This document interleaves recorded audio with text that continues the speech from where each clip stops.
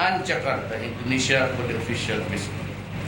In both these trips, we will focus on our objective to advance the national interest of the Philippines and the Filipinos in the regional and world community.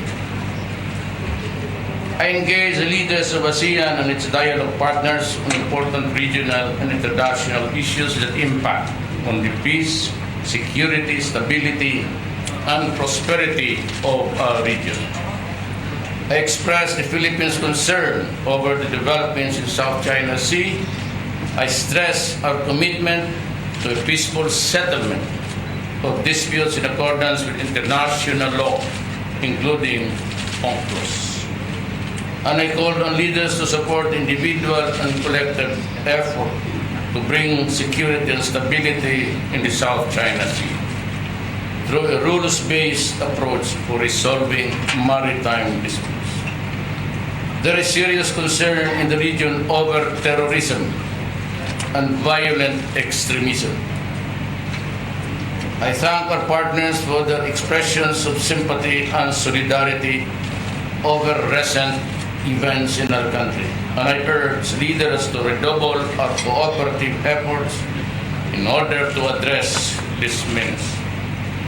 On the illicit drugs trade, I underscore the Philippines' grave concern over social illness that breeds corruption at the highest levels, tears apart the fabric of our society and debases human dignity.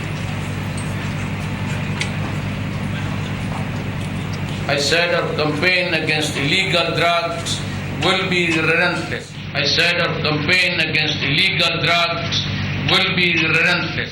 I said our campaign against illegal drugs will be relentless. I said our campaign against illegal drugs.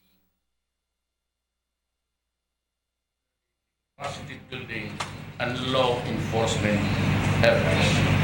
On behalf of the Filipino people, I accepted with great humility the chairmanship of ASEAN from Laos. Our chairmanship in 2017 coincides with the commemoration of ASEAN's 50 years of establishment.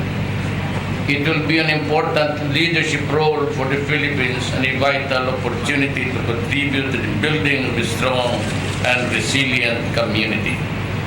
We announced the theme under our chairmanship, Partnering for Change, Engaging the World. With your help, mga kababayan ko, the support of the ASEAN member states, dialogue partners, we hope to bring the change we want and need through our engagement with the world. I also took the opportunity to address the ASEAN Business and Investment Summit. My message was clear. The Philippines is open for business. My administration will do its part in providing the enabling environment for businesses to thrive and prosper, including micro, small, and medium enterprises. At the sidelines of the ASEAN Summit meetings, I had separate meetings with the leaders of Japan, Laos, New Zealand, Russia, Singapore, and Vietnam. I shared my vision for partnership based on mutual trust and respect. We identified ways to move relations forward, and I thank them for hosting the Filipino workers in their country. In Indonesia, I was welcomed by President Joko Widodo with a state visit. He accorded me the warmth and the hospitality befitting not only a friend but that of a brother. I am truly humbled. President Widodo and I resolved to work closer together, achieve shared aspirations for greater peace, progress, and prosperity for our people. This includes interdicting piracy and lawless elements at sea, fostering greater economic cooperation and integration, and enforcing laws that are building capacities to address the illegal drug trade and other criminal acts. During my visits, I met many of our kababayan, the Filipino overseas, who work hard and sacrifice in order to provide a better future for their families back home.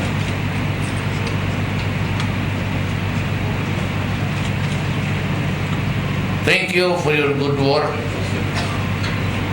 Remember to my entourage that you contributed to social economic development back home and your host country. Remember too that you represent for the foreigners overseas, that you should be proud of the Philippines, to be a Filipino and remain respectful of the local laws and customs. My administration will work very hard to make sure that our economic opportunities will also be available at home. Our objective is to make working abroad an option and not a need. Let us work together to achieve this goal. In our relations with the world, the Philippines will pursue an independent foreign policy. I repeat, the Philippines will pursue an independent foreign policy. We will observe and must insist on the time-honored principles of sovereignty, sovereign equality, non-interference, and the commitment to a peaceful settlement of disputes to best serve our people and protect the interests of our country. Daghang salamat. I can ask a few, you can ask a few questions. Maybe we will be finished by 6 o'clock in the morning. I am much, I have to do this because the public must be, whether it is really angled on such this direction or that, the people should decide what is true and correct. Yes, Ina. Good morning, sir, and welcome back. Sir, ano po ang status ngayon ni Mary Jane Veloso? Was her status discussed in your meetings? This was one of the topics of our conversation during everybody was excluded, and there were a lot to cover about security arrangements, including the Filipinos who are in jail facing charges in Indonesia. There are matters that I cannot tell you now. I'm sorry, I'm not at liberty, but maybe I can talk to the family before anything else. It would be improper, really. We'll be talking about it before I get hold of the family and tell them the developments of the case. Sir, in your speech to the Filipino community in Jakarta, you talked about China's help in assisting the rehabilitation phase of your anti-drug drive. Can you be a bit more specific on that? Will it come in the form of a donation, a grant, a loan, and will their help be limited only to Fort Magsaysay? There will be plenty, and China has committed to help us. I do not think that it is specific limits there. The thing is, I uttered it in a summit when everybody was, except the members, were excluded. And I said that we have this problem about, serious, grave problem of drugs. And I informed the body that, as a matter of fact, China has offered each other. To which we responded with gratitude. We need it. Well, short, I said, I entered the presidency midterm. Wala na tayong mga capital expenses expenditure. Puro MOE. Mga MOE, mga ano na lang, sweldo no. So, this budget that I'm operating now was prepared the other year. So it is implemented this year. No one ever expected about the hugeness of the problem of drugs. I thought all the while that I was controlling drugs in the city of Davao fairly well. But sometimes with, the drawbacks of being, you blurt some threats and intimidation, but I think it's legal and necessary. It is never wrong. I repeat, it is never wrong to threaten criminals. Whatever is the end game of a particular incident or an event, it does not really matter. It is perfectly all right. As far as I'm concerned, as your president and a lawyer, that I have every right to threaten criminals. How it develops to the end game is another problem. So, sinabi ko and of course we discussed human rights. And I think I deserve a few applauses. If you were not there, I am not at liberty and I do not want to pick a fight with any nation now. That is farthest from my mind. I only want to be at peace with everybody, doing business with everybody, and no quarrels with anybody. Sir, last from me. Speaking of peace, can you share with us maybe your brief chat with UN Secretary General Ban Ki-moon? We understand you were able to meet him for a while. Yes, but just about. But he was seated beside me, and he had a long. I said since everybody was exclusive, means to say that it is not for public consumption. But he did mention about human rights, and I responded very well and addressed myself to the body. And I said, maybe I am not the person that will pull his own chair, but I said, you can congratulate me a little bit, but not that much. The most important, I think, the message I sent to everybody was in this prepared speech. We will, in foreign relations with the world, the Philippines will pursue an independent foreign policy.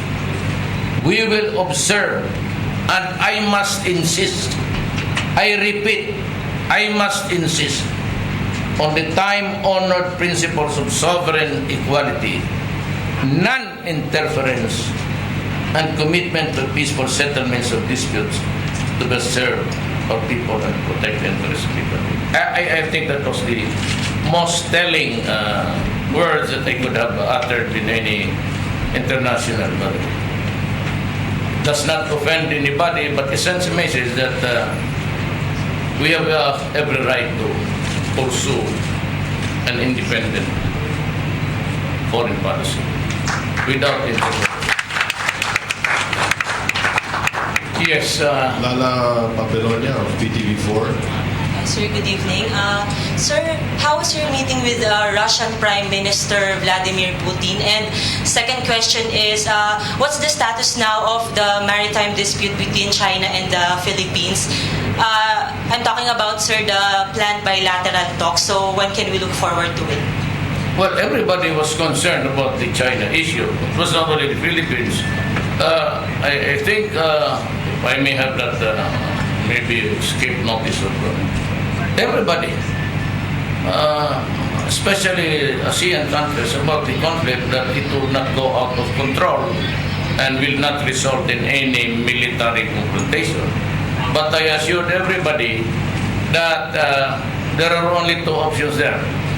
You go to war and pick a fight, which we cannot afford at all, or talk.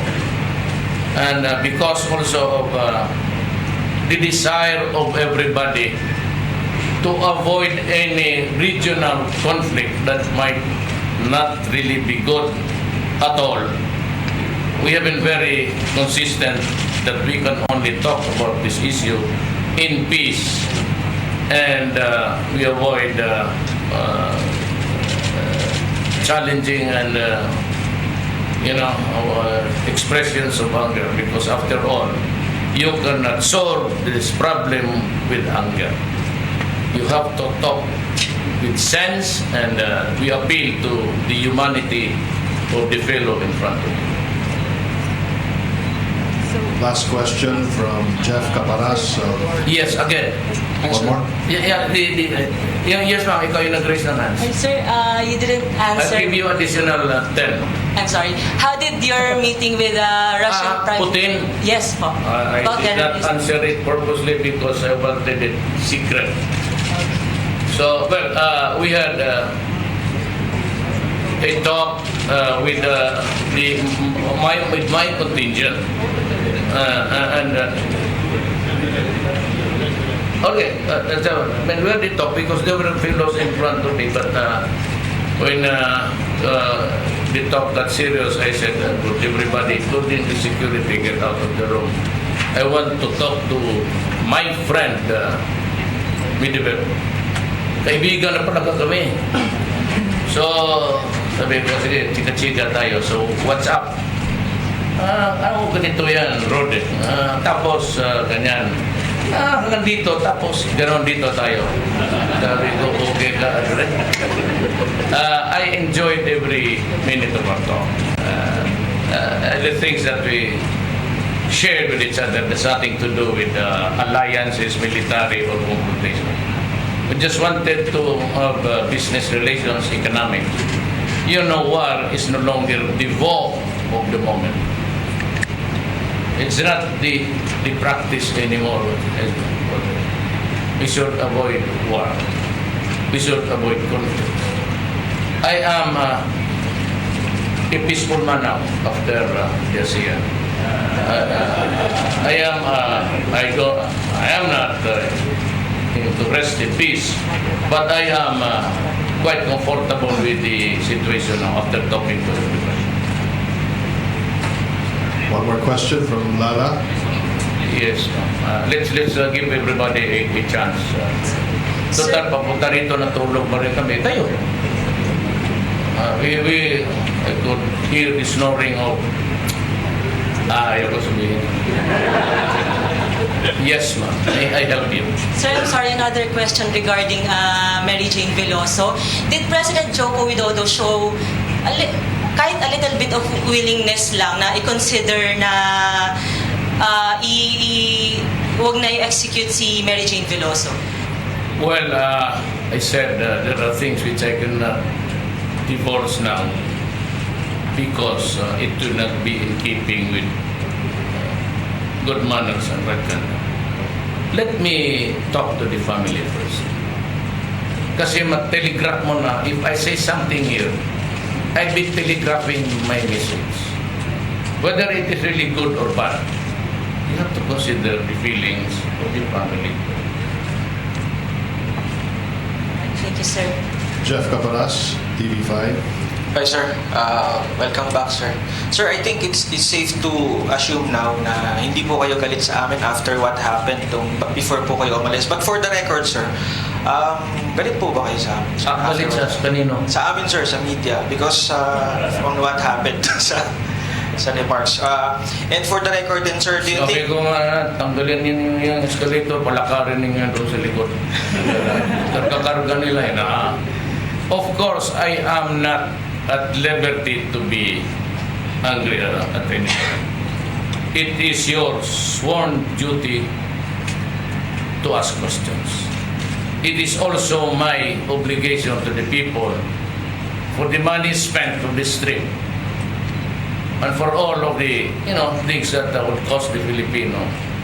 I have to make an official report, not now, but initially, these are the things that I can say. Wala akong galit sa inyo. Alam mo, I was here. You were here. I never attribute any statement to anybody. I was complaining about the situation, but I never directed any statement that was insulting or otherwise not good. Si Ed Lingaw, he was the anchor at the time and there was this breaking news. And he apologized, and I accept his apology. And he should not worry because sometimes you commit errors. Wala akong question dyan. If the other side interpreted it in the way they wanted, problema nila yan. I mean that's it. After all, I am not a player of the international community. I said I only answer to the Filipino people. I do not aspire to be a character.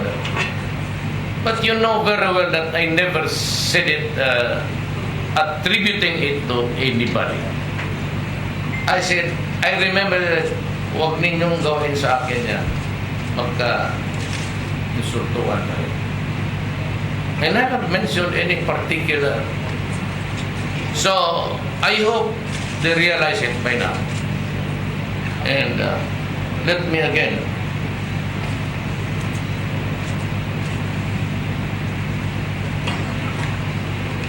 in our relations to the world, this is the third time, the Philippines will pursue an independent foreign policy. And we will observe, and I must insist, on the time-honored principles of sovereignty, sovereign equality, non-interference, and committed to the peaceful settlement.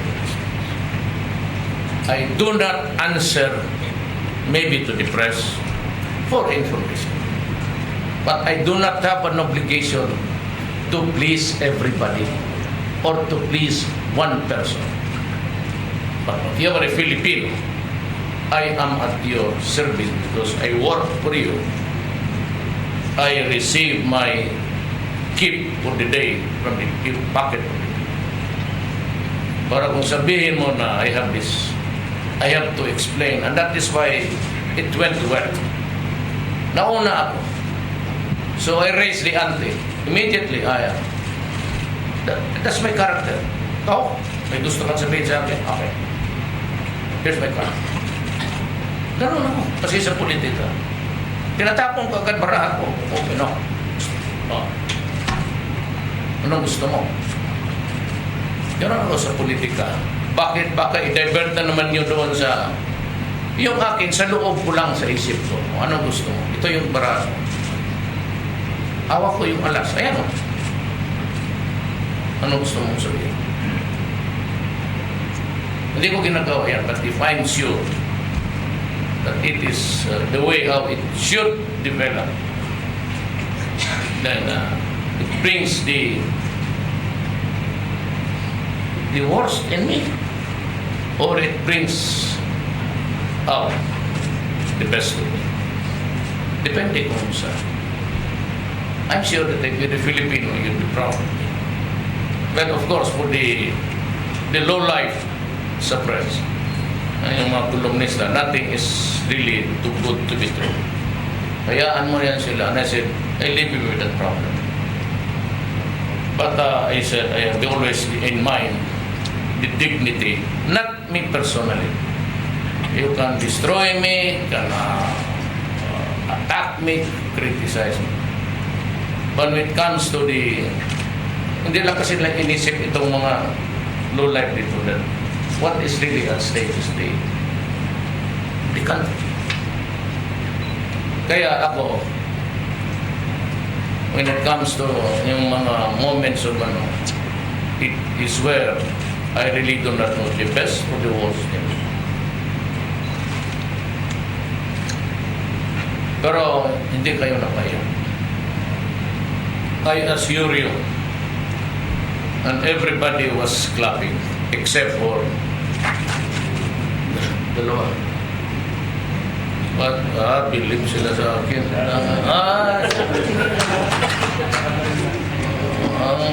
Tayo, gano'n nga pa. Wala yung malawat pati tayo. Si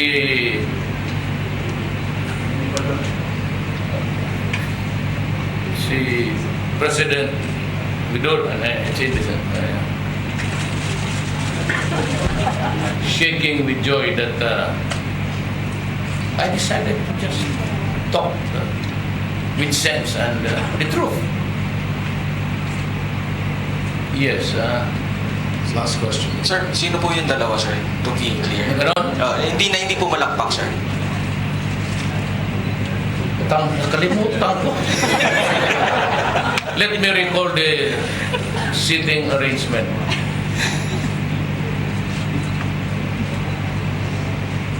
Baka bakante atre. Baka sa washroom. Sir, follow up lang, referring to the incident, sir. Sa tingin niyo po, sir, with that incident, sino po yung maaaring nagkamali? Not to point finger, sir, no? Was it the sender, the source, or the receiver, sir? You know, people commit mistakes. Some with malice, some without malice. If it's just a mere shortfall of talent, but I appreciate the apology of LG. I said I accept it and I salute. But do not hesitate to attack me, criticize me if I do wrong in my job. It is your duty to your country. Huwag kayong if I do not feel talking to you, then sorry, so I'm not in the mood because you committed the mistake. But I would like to presume that you did it without malice. Kasi trabaho eh. So I would just say, kaya mga kamera dyan, kayong kumukuha dyan, di ka nakapakpak kayo dyan. You know why? Because it is a recorded history. Every day that you press that on button in your camera, you record the history of this country. Kaya importante kayo. Baka minamaliit ninyo yung role ninyo in the entire gamut of media. You are recording the history of this country. Someday, pag nila ng ganon, tapos walang lumabas na blur, ay anak ka nang natulog siguro yung gago doon sa Pero with an accurate and true representation of what's going on, I said, saludo. And because it is embedded in the Constitution. The freedom of the people to be informed and a media that is there to find out the true and accurate. You portray history. Kaya ako stricto. And when I said that corruption will stop, it will stop. Maniwala kayo. And even if I have to, it will stop. Huwag ninyo to all government, huwag ninyo akong hiyain dito. Kakasahan ko talaga kayo. Mapahiya ako eh. When I said there will be no more corruption, there will no more be searches yung pagdating ng mga lalo na yung mga himayarap. Masikmura ako pa yung milyonaryo na hingian mo na magdala ng ilang brilyantes pati diamonds dyan. And it is a thriving business actually. And we know all the people, but I said, time will catch up with them. Pero yung returning dito na kunan mo yung perfume na isang, mag-hold up ka na lang ng milyonaryo. Ako ang bigay ng baril sa iyo. Pero pagkatapos, barilin rin kita. Kasi hold upper nga eh. Totoo, huwag ninyong galawin ang maliit na tao. Kasi sila yung nangailangan ng gobyerno. For the rich and famous and for the oligarchy, they don't need a president at all. They don't need the Secretary of Justice there. They can buy it. They don't need Lorenzana to do his job. If there's trouble here, they can always fly out. Tayo din dito na maiwan. Kayo. Kasi kung may pera tayo, hindi tayo nakikita dito ngayon. You're there in your comfortable what? In your space there for you. Huwag din ninyo galawin yung ulit. Talagang kailangan nila ang gobyerno. Yung, let me warn again. You guys in the business sector, I do not want to quarrel with you. I will protect you. I said, there will no more be shakedowns in the customs and in the BIR. I'm warning you again. But with all the protection that this government is giving you, you continue with the contractualization, magka-diferensya talaga tayo. And one day, I might just decide to go to you and close your store there and say, you're a... Ilang beses na yan. Huwag ninyong abusuhin ang tao kasi ang Pilipino matagal na talagang you go to LTO, he has to shell out money. You get a copy of his birth certificate, hingi ano. This will stop and maybe I will have cameras for yung mga incorrigibles, the intransigence of the office, I'll place cameras there. Like a Gestapo. And it's perfectly all right for me. Why? This is government. This is not a private enterprise. There's no such thing as violation of privacy there. It's only when you enter the comfort room that maybe there's that limitation. Kung sa gobyerno ka, it must be open. Lalo na yang sa airport, customs, quarantine, immigration. You know, I'm planning to put an extension office of the lahat. National government. I plan to put it in Basilan or Hulo. Be my guest. I would only be too happy to assign you there. Magkahiyaan kasi tayo. Mapapahiya ako. I promise the people this. And with the... Hindi na sa kung Bisaya ba na makapahuway ang tao sa iyang kalisod. There has been no respite in the hardship of the Filipino. Whatever economic gains, barely enough to improve the situation, it would be okay for me. Kung hanggang dyan lang talaga ang... That's why I tried my very best to look presentable there. Nagbili pa ako ng ready-made na suit. Maluwang masyado, kaya nagbili ako ng suspender. Mahulog man. Tapos nagkamali naman ako, pumayat ata ako. So mahulog, sabi ko na, di sila sa ano yan. Suspender na ako. Kasi pag ganun ko, pag lakad ko, hanggang dito na, bili ka ng suspender doon. Komporta yan. Parang gusto ko na. That's how hindi ako nagpapatahi ng mahal. Yung ready, Indonesian size. Okay na.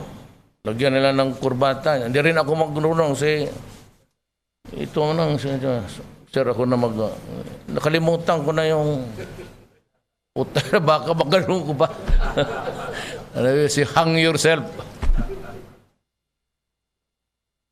Yes, maybe a few more questions just to so that nobody is left out here. I do not want to play patsy with anybody. Okay. Hi, sir. I'm Salima Refran of GMA7. Sir, welcome back to Davao. Thank you. But, sir, 1 week na po from the Davao Bakit nalagyan mong bat yung welcome mo? Medyo malungkot kasi, sir, yung tanong ko. Yeah. I'm so sorry. Pero, yun nga, sir, you've been away, but have you been receiving reports of the investigation and what do you know so far? Investigation? Investigation, sir, of the Davao blast, of the Rojas Night Market. We're pursuing leads. Too early to be talking about it. I said, do not ask me questions that would telegraph the substance of what I'm trying to say. It's, as a matter of fact, it's a national security issue. But I said, I guarantee you, there will be a day of reckoning. There will be more because of retaliation, reprisals. But there will be maybe more blast, but there will be a day of reckoning. Bantayanin. Sir, sorry, this is a personal question. Yes. Nakaligo na ako. What's so personal about it? No, sir. The other day po, si Mayor Sara Yes. announced that she lost two of the triplets. She said Wow. na hindi pa daw po kayo nakakapag-usap. I'm so sorry, sir. Maski nung una pa yan, it took her a long time to be pregnant and, with the medical intervention. When somebody called me, I went to the bathroom and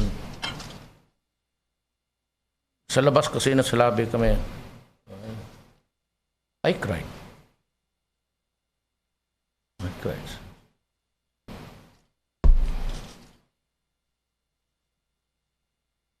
These are the things in life na cannot be assuaged by just, you have to heal yourself.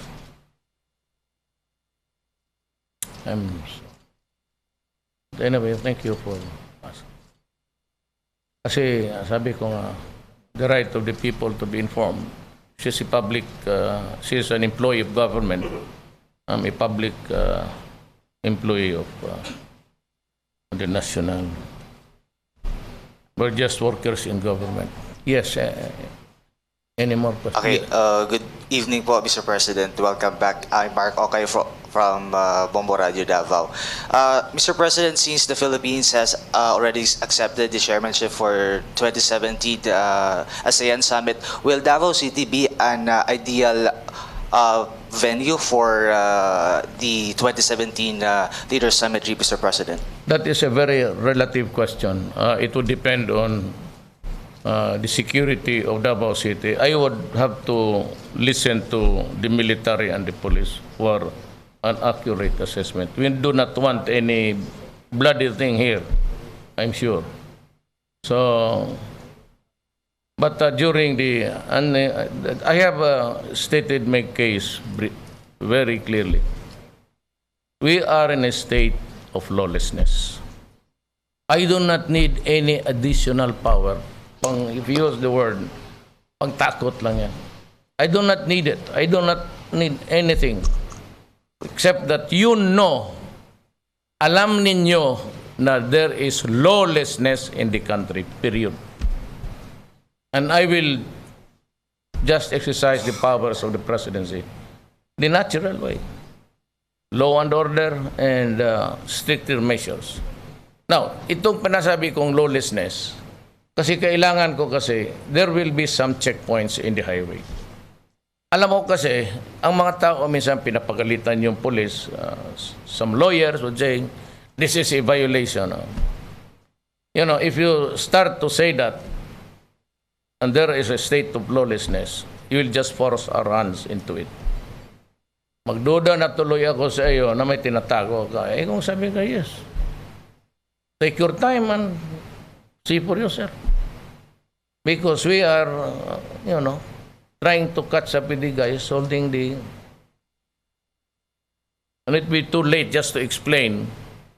So there is a Supreme Court ruling on that. But in a state of lawlessness, I feel that I have to do some extra mile of putting things in order. Because be stricter and maybe the airlines could, advise the commuters for them to arrive at the airport earlier. Kasi minsan naman I am not trying to offend anybody. Kasi magsabi na kalaga, departure time 5:15, dito pa sila magdating ng 5:15. By the time ang piloto nakatutok na sa dead end sa runway, so maybe a little bit earlier because there will be more searches. And I can impose that because I have to protect public. Bombs and this kind of things in our lives today. These are public interest, protect the people. Public health. When you are a victim of a blast somewhere, you would need money and hospitalization and national security. Maraming involved dyan public interest. You want to keep this country peaceful. It's a job of government. But it could also become a public health issue because you would need hospitalization or amputation or anything that, the victims of the old, it could affect everybody. Dysfunctional families. Wala ng tatay. Alam mo ba nga hanggang ngayon ako pa ang gobyerno, mabutit na lang after a long period of time, the hands of the political dito is ako pati yung anak ko. So we continued with the assistance, marami nang nag-nurse mga anak, marami nang na-engineer. But yung mga infants pa to noon, we still carry the burden of paying for their education. Nawala ang tatay nila, nawala ang nanay. So it could affect our pockets, which money intended for better use. Yan, it's a drain financially, gobyerno, public health, and you consider the amputees who are walking with crutches. Hindi lang kasama na it's the most despicable and odious behavior. Hindi man sabi ko, nag-arte lang kay ganon-ganon. Well, I said, whether they believe it or not, whether it is for a pretended sentiment, I have warned our soldiers and the police. Shoot only once. And if it's finished, do not destroy the body. Do not mutilate the body. Because we cannot do that. We have to have the higher ground.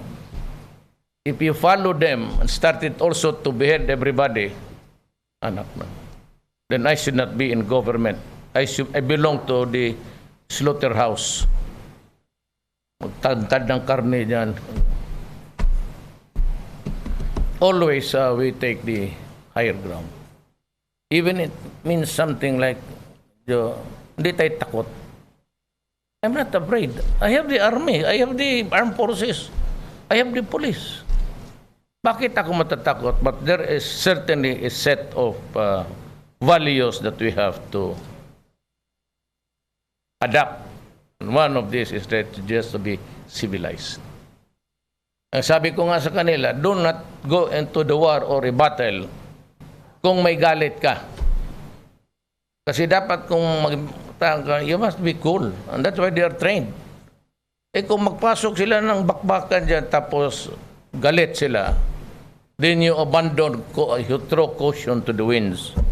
And you just there, matapang ka kasi may galit ka. Adi patay ka. Anything else? Ian Melior of Philippine News Agency. You might want to ask me what is the agenda for next visit for any country. You'd want to ask that question? Yes, sir. Just on the elaboration of independent foreign policy, which issues or areas, and was there an initial commitment on the common policies, and which areas? There is no commonality of interest here. It should cover all aspects of governance and international relations. In our country, it is the president who takes care of the foreign policy. President, it's in the Constitution. Akin talaga yan. And you can be very sure that this power given to me by the Constitution will be used only to promote the best interest of the Republic of the Philippines. Nothing more. So after this, the two-day summit, sir, what will be the prospects of when Philippines hosts the 50th anniversary of ASEAN? Well, I cannot answer your hypothetical question because it would greatly depend on the severity and what's the interest involved.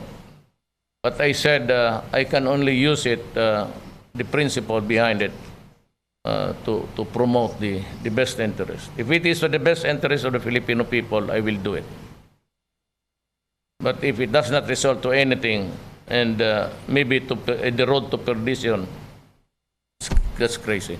Last question, question. from Ruth Dumandan.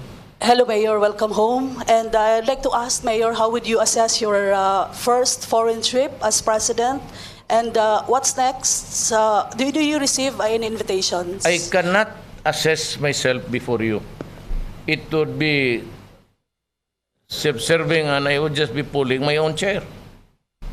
So let the other, you might want to, if you happen to travel abroad, you might want to ask the guys from Cambodia, Laos, Vietnam, and those who palakpak hardest. Well, after that, but it is not a thing to brag about. It's just saying that I am happy that I was able to do it during my first. These are the things that I can sleep soundly well tonight, thinking. I would sleep on it, thinking that the thought that I have served my country to the best, the way I can. But to end this, I have a saying. But go ahead with the last question. Yes, Mayor.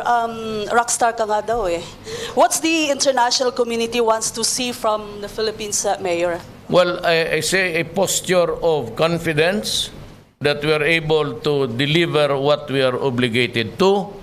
We have been known unfairly as a country that does not honor contracts.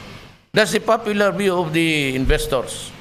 There are so many contracts on the pipeline, on deck, but never used, or it was never, there was the obligations under the contracts were abandoned. This time we must have honor to do it. There's also a provision in the Constitution itself against the impairment of contracts.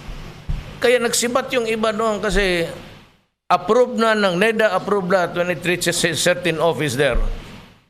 Never implemented, or ang worst pa nito is they waive the waiver of so many things in government involving huge money. Masakit yan. Accruing to the country but being waived for what? I don't know what reason. Your guess is as good as mine. So I am not a fan of the Americans in the sense that nobody shares my sentiment for the Filipino. First and last, Filipino talaga. Everybody else comes 5th, 6th, 7th, 8th, 9th, 10th, mamili na sila. Pag-agawa na lang sila. But let me quote my favorite a lawyer, and he was really a politician par excellence. And I refer to Abraham Lincoln. And my favorite, actually, are his words when he said,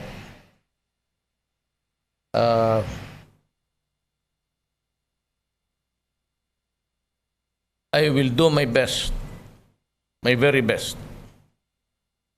because I have to serve the country. And but I cannot remember the exact words, but let me look at a lady, and I would be able to.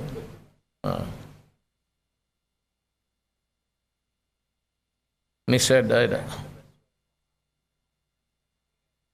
yeah, but the beginning is something like, no, I memorized it for my inauguration. Wala, nakalimutan ng agad. I do the very best I know how, the very best I can. And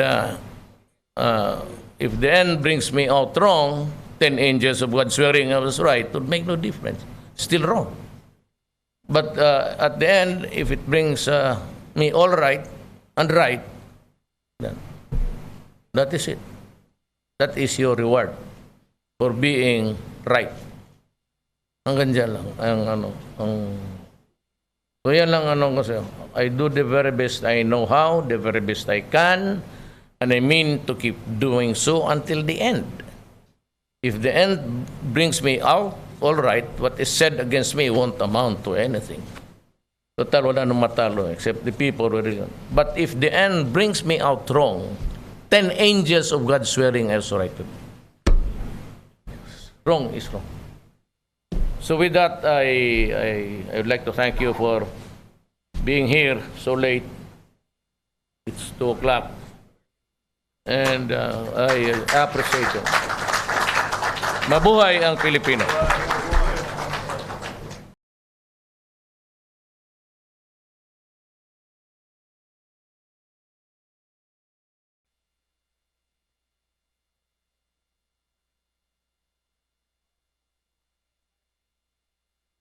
And that was President Rodrigo Duterte giving his speech after a very successful working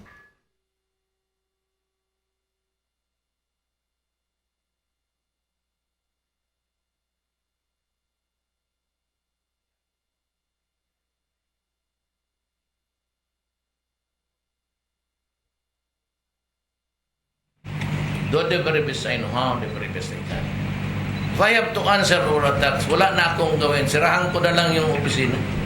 If I were to try to read, much less answer all attacks made on me, this shop, the presidency, my ass will be closed for any other business except to answer. I do the very best I know how, the very best I can, and I mean to keep doing so until the end. If the end brings me out all right, what is said against me won't amount to anything. But if the end brings me out wrong, 10 angels of God swearing I was right. Mali is mali.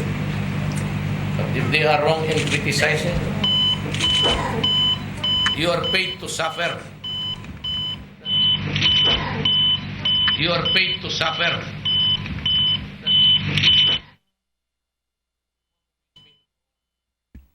Not for my love of country. Matagal na ako nagsabi, it's yours. Inyo na. Pagod na ako. Pagod na tas my love of country. Matagal na ako nagsabi, it's yours. Inyo na. Pagod na ako. Pagod na tas my love of country. Matagal na ako nagsabi, it's yours. It's not a joke. So instead of criticizing me, or tumulong ka na lang dito and observe protocol. You know, when I was mayor, it's good. I was just an insignificant player in the national life. There are so many cities you can choose where to. And when you are just a, you know, a rapporteur or whatever, an advisor, national security, and you begin to expose statements. That is not good. That is not good. What if you will try to do the same? I said, if this president is...